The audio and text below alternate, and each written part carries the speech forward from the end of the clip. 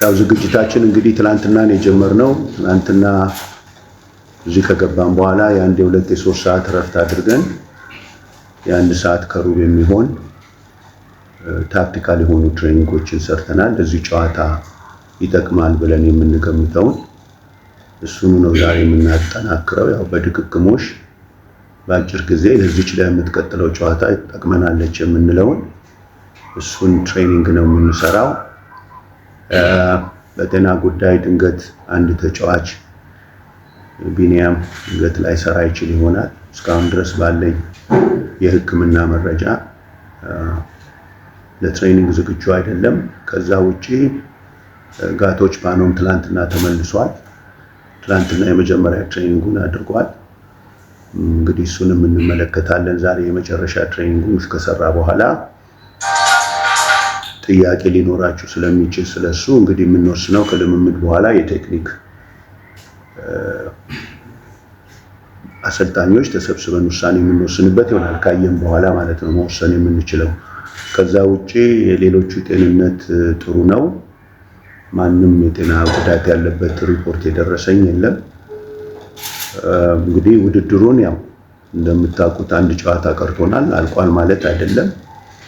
የነሱም አሰልጣኝ እንደተናገረው ጨዋታ ሊቀለበስ ይችላል። እኛ ደግሞ የማይቀለበስበትን መንገድ ይዘን ነው መግባት ያለብን። በፊትም እነሱን ኮንትሮል ማድረግ አንችልም። የራሳችንን ጨዋታ ነው ኮንትሮል ማድረግ ያለብን።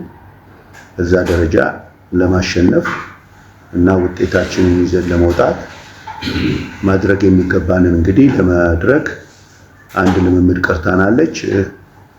እሷን እንግዲህ አሸንፈን ወደሚቀጥለው ዙር ለመሄድ እንዘጋጃለን ብለን ነው የምናምነው። ግን ስራ አለብን። 50% ብንቀድማቸው አለቀ ማለት አይደለም።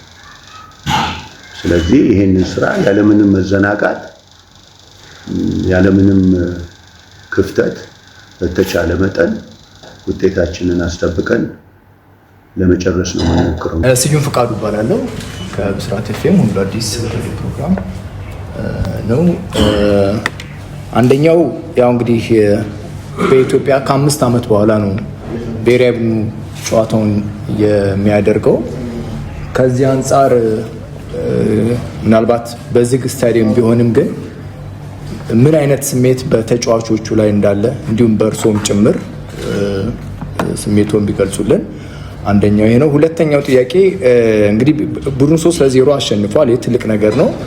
ግን እንዳየነው ሁለት ያው የተከላካይና የአንዳንድ የተቃራኒ ተጫዋቾች ስህተቶች እንዳሉ ሆነው በተጫዋቾቻችን ጥረትም የገቡ አሉ። ግን እንዳጠቃላይ ክሬት በማድረግ ቡድኑ በዛ ቦታ ላይ በቀጣይም ያው ሳውቶሚ ነው። ግን ቀጣይ ደግሞ ወደ ምድብ ድልድል ከተገባም ያለው ነገር ያውቁታልና እዛ ላይ የተሻለ በማድረግ ረገድ እንቅስቃሴዎች ላይ ምን ይመስላል? የመጨረሻ ጥያቄ 3-0 የሆነው ሰፋ ያለ ውጤት ይመስላል። ለአዳዲስ ተጫዋቾቹ እድል ይሰጣሉ የሚለው ነው። አመሰግናለሁ። ነገሮችን ቀለል አድርገን ማየት አያስፈልግም። ገና ይሄንን ሳንጨርስ ወደሚቀጥለው ማሰብም አያስፈልግም። ለጠየቀኝ ጥያቄዎች በሙሉ ውጤቱ ሳያልቅ አንድም ነገር ማድረግ አንችልም። ሙከራም የሚባል ነገር የለም 90 ደቂቃ ሳያልቅ። ስለወደፊቱም ልነግርህ አልችልም፣ ምክንያቱም ገና አልጨረስንም። ያን ስንጨርስ ያንን ማውራት እችላለሁ። ለመጀመሪያ ጥያቄ 90 ደቂቃው ሜዳው ለሁለታችንም እኩል፣ ሞሮኮም ላይ ስንጫወት ሜዳው እኩል ነበረ ለሁለታችንም። ደጋፊ ቢገባ በስነ ስርዓቱ 12ኛ ደጋፊ 12ኛ ተጫዋች ስለሚሆን ሊጠቅመን ይችላል። በዝግ ከሆነ ግን የምንጫወተው ለውጥ የለውም። በሜዳችንም ቢሆን ምንጊዜም ቢሆን በሀገር ላይ መጫወት የሚባለው አድቫንቴጁ እንደ 12ኛ ተጫዋች የምታገኘውን ደጋፊ ስትጠቀምበት ነው። ያነሳሳልሃል፣ ተጫዋቾችን አሰልጣኞቹንም ያነሳሳል። 90 ደቂቃውን ለመጨረስ የደከመውን ተጫዋች ቢኖር ሞራል አምናለሁ እኔ በህብረት በመስራት በመደጋገፍ የህዝቡ ድጋፍ የደከመንም ተጫዋች ቢሆን ያነሳሳል። ስለዚህ ያማሁን ከሆነ ልክ ሞሮኮ እንደተጫወት ነው ለነሱም ለኛም እኩል ነው ብዬ ነው የምገምተው። ብዙዎቹ ደግሞ የኛ ተጫዋቾች አገር ላይ ነው የሚል ስሜት አይደለም አሁን ያላቸው ማሸነፍ አለብን፣ ይሄንን ጨዋታ ማለፍ አለብን ነው አድቫንቴጃችን። ሰው ቢገባ የስ እንጠቀምበታለን። ከዛ ውጪ ግን በስራችን የምናገኘው ውጤት ነው የሚሆነው። ስለዚህ መስራት አለብን። እነሱም እንዲሁ በቀላሉ የሚመጡ አይደሉም። አንድ ቻንስ ይዘው ነው የሚመጡት። አለበለዚያ ከሞሮኮ ድረስ እዚህ ድረስ ዝም ብላ አትመጣም። አንድና አንድ ነች ያለቻቸው እድል፣ ያንን ደግሞ እናውቃለን። ስለዚህ መዘናጋት የለብንም። አይታችኋል የደቡብ ሱዳንና የጅቡቲ ጨዋታ እስከ 3 ድረስ መግባት ችሏል። ስለዚህ በምንም አይነት መንገድ የ90 ደቂቃ ጨዋታ አልቋል። አሁን 0-0 ነው የሚጀመረው። 0-0 ነው፣ 3-0 አይደለም። 0-0 ነው ጨዋታው፣ 90 ደቂቃ ነው። ስለዚህ ያንን ከ0-0 ማድረግ የሚገባንን ሁላ ለማሸነፍ በህብረት ሰርተን ያንን ውጤት ማምጣት አለብን። ጨዋታው 3-0 ነው የተጠናቀቀውና በጨዋታው ላይ ግን ባየው እንቅስቃሴ የ3-0 ጋፕ ነበረን ወይም እኛ ያሳየነው ፐርፎርማንስ 3-0 እንድናሸንፍ የሚያደርገው ነው። ምክንያቱም ጨዋታውን ስንመለከት አንዳንድ እድሎች ነበሯቸው፣ ለግብ የቀረቡ እድሎች ነበሯቸውና ከዛ አንጻር የ3-0 ጨዋታ ነበር ወይ ብለህ ታስባለህ? ሜዳ ላይ ያሳየነው እንቅስቃሴ ወይስ ደግሞ ተጨማሪ ግቦችን ማስቆጠር እንችል ነበር ብለህ ታስባለህ ነው። ሁለተኛው ግን ጓደኛዬ ጠይቆታል። የ3-0 ሰፊ ውጤት ይመስላል። አላለቀም ጨዋታው፣ ግን ቢያንስ የተወሰነ አድቫንቴጅ ያለው ውጤት ነው ብዬ አስባለሁና ምናልባት ለብሔራዊ ቡድኑም አዳዲስ የሆኑ ተጫዋቾች እዚህ ጨዋታ ላይ እድል ከማግኘት አንጻር ደቂቃዎች ይኖራቸዋል ወይ በዚህ ጨዋታ ብለህ ታስባለህ ነው። ሌላኛው ጥያቄ ደግሞ ጋቶች ፓኑም ወደ ቡድኑ ተመልሷልና ምናልባት እሱ ለጨዋታ ሬዲ ነው ወይ ሙሉ በሙሉ ጨዋታውን ለመጀመር ወይም ጨዋታውን ለማድረግ የሚያስችለው የሜንታሊቲ ዝግጅት ላይ ነው ወይ ብለህ ታስባለህ? የጋቶችን ቅድም የመለስኩ መስሎኛል። መጀመሪያ የመጨረሻ ትሬኒንግ አለ። ትሬኒንጉ ነው የሚወስነው። አሁን የምንሰራው ትሬኒንግ ይወስናል ሬዲ ነው ወይ አይደለም ወይ የሚለው። ከዛ ውጪ 3-0 ያልሽው በቀላል የመጣ አይደለም፣ ዋጋ ተከፍሎበታል። ኳስ ጨዋታ ደግሞ ዝም ብሎ የሚሰጥ ጊፍት አይደለም፣ በስህተቶች የተሞላ ነው። እኛም ስህተት ብንሰራ ያገቡብናል፣ እነሱም ስህተት ሰርተዋል፣ አግብተናል። ስህተት መኖር አለበት። ማንም ዝም ብሎ የሚሰጠን የለም። ስለዚህ ሰርተን ያገኘነው እነሱንም ሄዶ መቀማት እኮ በስራ የተገኘ ነገር ነው። ሄደሽ ለመቀማት መስራት አለብሽ፣ ማሰብ አለብሽ። ይሳሳታሉ የሚባሉትንም ነገሮች ማድረግ አለብን። እኛም ደግሞ ያንን ላለማድረግ መስራት አለብን። እኛም ስህተት ከሰራን ያ ነገር ሊፈጠር ስለሚችል ከዛ ውጪ የመጀመሪያ 15-20 ደቂቃ ተጭነውን ነበረ። ምክንያቱም ለነሱ ወንጌል ነው፣ ለኛ ወይን። ስለዚህ እኛ እነሱ ላይ ልናደርግ የሚገባውን አድርገውታል። መጀመሪያ ወንጌል ቢሆን ኖሮ ለኛ 15-20 ደቂቃ መጫን ነበረብን አድቫንቴጅ ለመምጣት። ያንን አድርገዋል።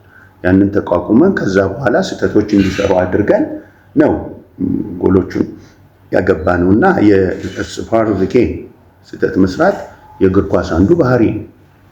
የሚገባበትን ጎሎች በዛ ምክንያት ናቸው። አለበለዚያ ጎሎቹ ሊገቡ አይችሉም። አዲስ እድል ትሰጣላችሁ ገና መቼ አየነው? 90 ደቂቃ ገና ነው እኮ። እነኛ ነገሮች ለምሳሌ 1-0 ይሆናል ወይ 0-0 ይሆናል፣ ምንም ጋራንቲ የለውም። ይሄ ደግሞ እድል የሚባል ነገር የለም እዚህ ውስጥ። በመጀመሪያ ደረጃ ሁሉም ሰርቶ ነው የሚገባው። አዲስ የሚባለውን ነገር አላውቅም እኔ ምን ማለት እንደሆነ። አዲስ ተጫዋች ማለት ምን ማለት ነው? የእናንተ ቋንቋ አልገባኝም። አዲስ ስትሉ ለናሽናል ቲሙ አዲስ የሆኑ ተጫዋቾች ማለት ነው። በእንደዚህ የሚባል የለም። በእግር ኳስ አዲስ የሚባል ነገር የለም። ስራውን የሚሰራ ይገባል። ለምሳሌ ከቤን ስንመርጣው ስራውን ስለሰራ ነው፣ አዲስ ስለሆነ አይደለም። ለሱ አዲስ ነው። ለኛ ግን እንደ ኳስ ተጫዋች ነው ያየነው። ቢበልጥ ኖሮ የመጡትን ልጆች ይሰለፋል ያለ ምንም ጥርጥር። ስለዚህ አዲስና ነባር የሚባለውን የኔ እይታ ነው ይሄ። እኔ ጋር አይሰራም። ማናቸውም ልጆች ሲመረጡ በአቅማቸው ነው የሚመረጡት፣ ሲሰለፉም በአቅማቸው ነው የሚሰለፉት። በእድል የሚባለውን ነገር በእንደዚህ በጥሎ ማለፍ ጨዋታ ላይ ማንንም በእንደዚህ አይነት ደረጃ እናይ መግባት ያለበት ለምሳሌ ጥሩ አቅም ያለው ልጅ ቲሙስ ነባር የነበረ 10 ደቂቃ እኮ ሲቀር ሊገባ ይችላል ግን ነባር ነው ቲሙ ውስጥ የሚገባው ግን ነባር ስለሆነ አይደለም መቀየር የሚገባው ከሆነ ነው መቀየር የሚገባው ሰው ይቀየራል መግባት የሚገባው ሰው ይገባል በምን ሰዓት በማንኛውም ሰዓት ላይ ከባለፈው ያለው ጨዋታ ነው የምንነሳው ጨዋታው እንደጀመረ ቀድሞ አንተም እንዳልከው የመጀመሪያዎቹ 10-15 ደቂቃ ጫና አድርገውብን ነበርና ተጫዋቾቻችን ከዛ ጫና ወጥተው ጨዋታውን ወደ መቆጣጠር እንዲገቡ ምን ብትነግራቸው ነው ቶሎ በፍጥነት ያን 15 ደቂቃ ጫና አልፈው ጨዋታውን መቆጣጠር የቻሉበት መንገድ ምን ይነገራቸው ነው የሚለው ነው የመጀመሪያው ጥያቄ ሁለተኛው ጥያቄ ያው ሳውቶቢዎች ተሸንፈው ነው የመጡት ሰፊ ውጤት ነው ነገ ምንም ጥያቄ የለውም ተጭነው አጥቅተው ሊመጡ ይችላሉ ተብሎ ነው የሚገመተው ታዲያ አንተ በነገው ጨዋታ ላይ ጎሎችን በፍጥነት አስቆጥሮ ጨዋታውን መግደል ነው የምታስበው ወይስ መከላከልን ምን አይነት ጨዋታ መንገድ ልትከተል ትችላለህ ነው ሁለተኛው ጥያቄ ሌላው ቅያሪ ላይ ስለመዘግየቱ ስለመፍጠኑ አለ ምን ጥያቄ ቅያሪ ላይ ግን ትንሽ ግራ ይገባኝ ነገር ነበረ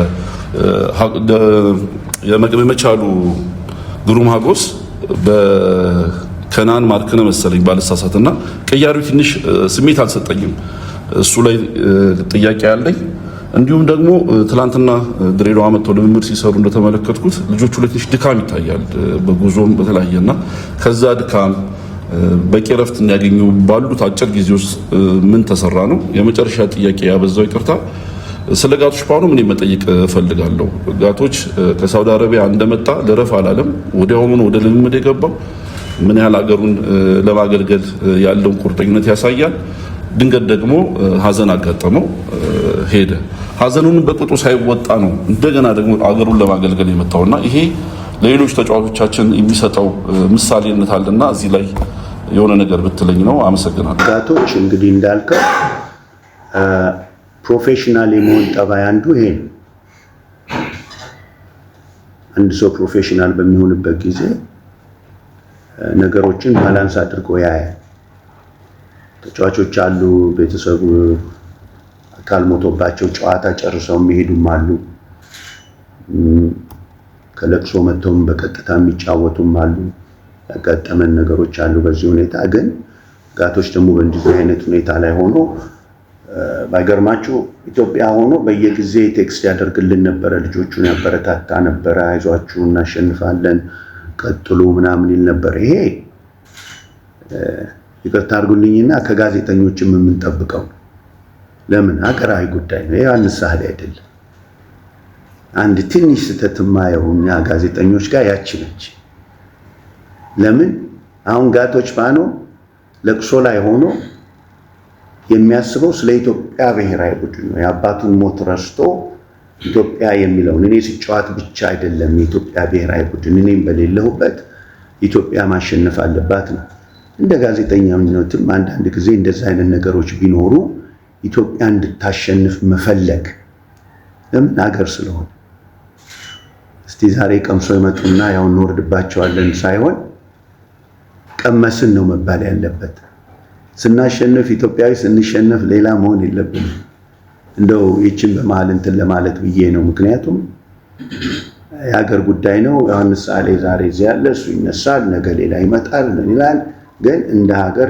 ኢትዮጵያ እንድታሸንፍ መመኘት አለብን ችግሮችን ደግሞ እንደ ሀገር መነጋገር አለብን እና በዛ ደረጃ ለጋቶች ከፍተኛ ክብር አለ ከፍተኛ ሰዎች በሌሉበት ቡድናቸውን ለመደገፍ ችግር ላይ ሆነው ቡድናቸውን አገራቸውን ለመደገፍ የተነሳሱበት በጣም ጥሩ ጥያቄ ነው ለሌሎች ትልቅ አርአያ መሆን የሚችል ነው በጣም ትልቅ አርአያ መሆን የሚችል ነው በቅያሪ ቦታ ላይ ያልከው ግሩም በከናን አይደለም የገባው እንትናን ቢኒያም የገባው ቢኒያም ነው በከናን የገባው ግሩም የገባው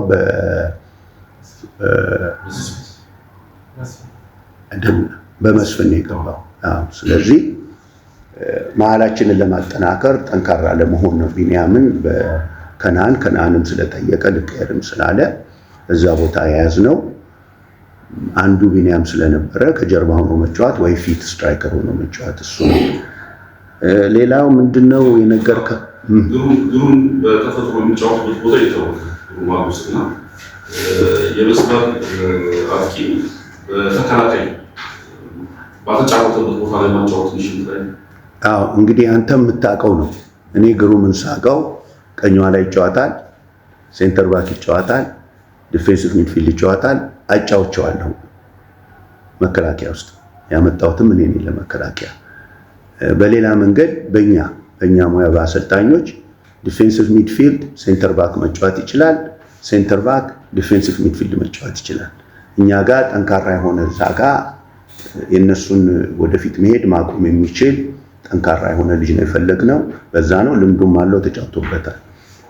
ከዛ በተጨማሪ እንግዲህ በስነ ልቦና ደረጃ አጭር ጊዜ ስትለማመድ ያለ አማራጭ ነው። 5 ደቂቃ ቢኖር በ5 ደቂቃ ውስጥ ቴክኒክና ታክቲክ ልታስተምር አይችልም፣ ግን ያን ግለሰብ በጭንቅላት ልታነሳሳው ትችላለህ።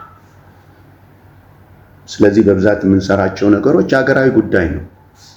እነሱ ከ130 ሚሊዮን ህዝብ 23 ሰው ተመርጠው እዚህ የመጡ ስፔሻል እንደሆኑ በስራ ያገኙት ስለሆነ የሚያመጡት ውጤት ቀላል እንዳልሆነ ለሀገር የሚጠቅም አንዳንድ ሰው ሞቶ ታሪክ ይሰራል፣ አንዳንድ ሰው ደግሞ በህይወት እያለ ታሪክ ይሰራል። ስለዚህ በህይወት እያሉ ታሪክ እንዲሰሩ ከነ ሰውነት ቢሻው ቲም ውስጥ የነበረውን ከዛ በኋላ በውበቱ የነበረውን እነሱ ደግሞ በጊዜያቸው ታሪክ እንዲሰሩ ያን ለመስራት ደግሞ እድሉ የተሰጣቸው በመሆኑ እድለኛ እንደሆኑ ይሄ ደግሞ የ90 ደቂቃ ጨዋታ ነው። ውጤቱ የፈለገ ይሁን ግን በዛ 90 ደቂቃ ውስጥ አንድ ተጫዋች ወጥቶ መስጠት የሚገባውን ሁላ መስጠት እንዳለበት ውጤቱ ግን ከ90 ደቂቃ በኋላ የሚወሰን ነው እና በዛ ደረጃ እነኚህን የማበረታታት ነገሮች በየጊዜው አድርገናል። በተጨማሪ እንግዲህ ቴክኒክና ፊትነሱ ላይ ብዙ አላተኮርንም። የመጀመሪያው ጥያቄ ላይ አዲስ አበባ የነበርን ጊዜ መልሻለሁ። ምክንያቱም የፈረጥናቸው ልጆች በተቻለ መጠን አካል ብቃታቸው ጥሩ የሆነ በሊጉ ላይ በመጫወት የጌም ፊትነስ ያላቸው የመጨረሻውን 4-5 ጨዋታ የተጫወቱ ጊዜ ስለሌለን ፊትነስ ለማሰራት ያም አለ። ኤክስፒሪየንስ ያላቸው ልጆች ለምን ጉዞ በጣም ረጅሞች ናቸው።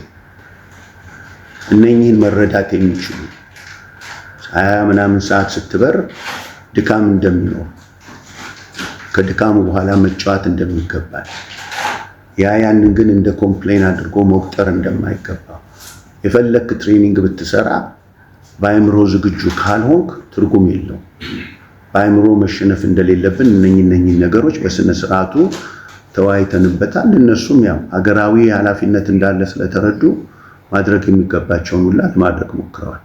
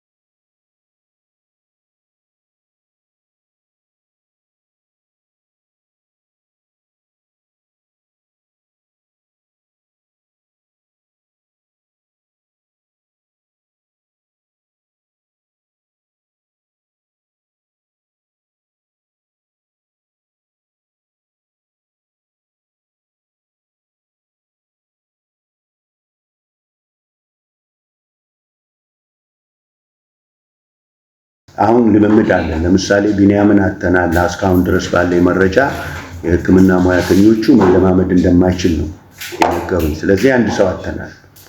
የሚቀጥለው እንግዲህ ልምምዱ ነው የሚወስነው። አሁን መወሰን አንችልም። እንኳን ከልምምዱ በኋላ እንኳ በነጋታው ታሞ የሚያድር ልጅ አለ ወይ? ጤነኛ ሆኖ የሚያድር ልጅ አለ ወይ? so we wait until last minute እስከ መጨረሻው ድረስ እንጠብቃለን። በተቻለ መጠንኛ ጤነኛ የሆኑት ልጆች ማናቸውም እንዲዘጋጁ ነው የምናደርገው። ማናቸውም ሊገቡ ስለሚችሉ ለምሳሌ ጋቶች አይነት ያጋጠመን ችግር ያልጠበቅነው ነው። ያንን ሰርተን ባይሆን ኖሮ ወገኔ ያንን ስራ መስራት አይችልም ነበረ፣ ግን ተዘጋጅቶበት ነበረ። ስለዚህ የቤስት 11 የሚባለውን እስከ መጨረሻው ሰዓት ድረስ ማወቅ አንችልም። ውጪስ በመጨረሻ ለኮሚኒኬሽን ዳይሬክተሩ ለአብርሃም እስክናስረክብ ድረስ እስከዛ ድረስ የማንንም እንትን መናገር አንችልም፣ መተንበይ አንችልም። ስለ ድሬዳዋ ያልከኝ እኔ ከንቲባውን በደንብ ነው የማውቀው። የእግር ኳስ ስሜቱን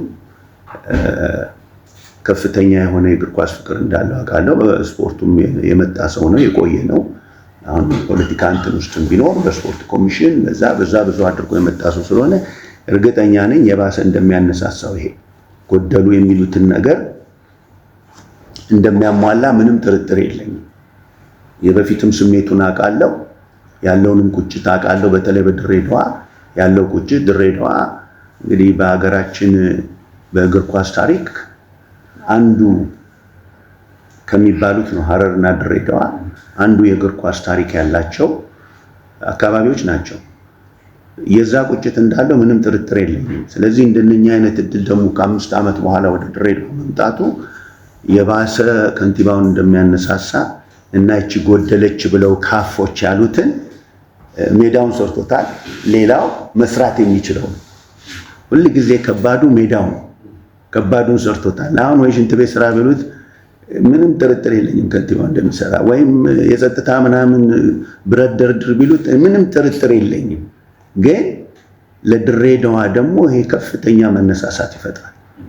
ከ5 ዓመት በኋላ የኢትዮጵያ ብሔራዊ ቡድን እንዳልከው ስድስተኛው ብሔራዊ ቡድን ድሬዳዋ ላይ ነው የመጀመሪያ ጨዋታውን የተጫወተው ሲል ታሪክ ነው። አዶኖ ታውቅ እንደሆነ በእናቱ ይድነቃቸው ጊዜ 3 ስቴዲየሞች ሲመረጡ ለአፍሪካ ዋንጫ አንዱ የተመረጠው ድሬዳዋ ነው። ታሪክ ያለው አካባቢ ነው። እኔ በእኔ ስሜት እንደማውቀው ከንቲባው ያንን የመመለስ ስሜት እንዳለበት በእርግጠኝነት መናገር እችላለሁ። ያ ደግሞ እንደሚሆን አልጠራጠርም። ምክንያቱም በትንሹ ችሎታል። አሁን ተጨማሪዎቹ ማድረግ የሚችለው ነው። እንደመሰለኝም ከካፍ የሚመጡ አንዳንድ ነገሮችን አስቀድሞ አለማወቅ፣ እነኚህ ነገሮች ያስፈልጋሉ የሚሉትን አስቀድሞ አለማወቅ እንጂ ቀላሉን ነው አሁን የከበደ። ከባዱን ሰርቶታል። ሜዳው ቀላሉ ነው የከበደን። እነኛ ደግሞ እነኚህ ማስረጃዎች ሲመጡ ይሄንን አድርጉ ሲባል ሊያደርጉት ይችላል ብዬ ነው የማምነው እና ድሬዳዋ ለወደፊቱ አይ ቲንክ ትልቅ ተስፋ የሚሰጥ የእግር ኳስ አካባቢ ብዬ ነው የማምነው።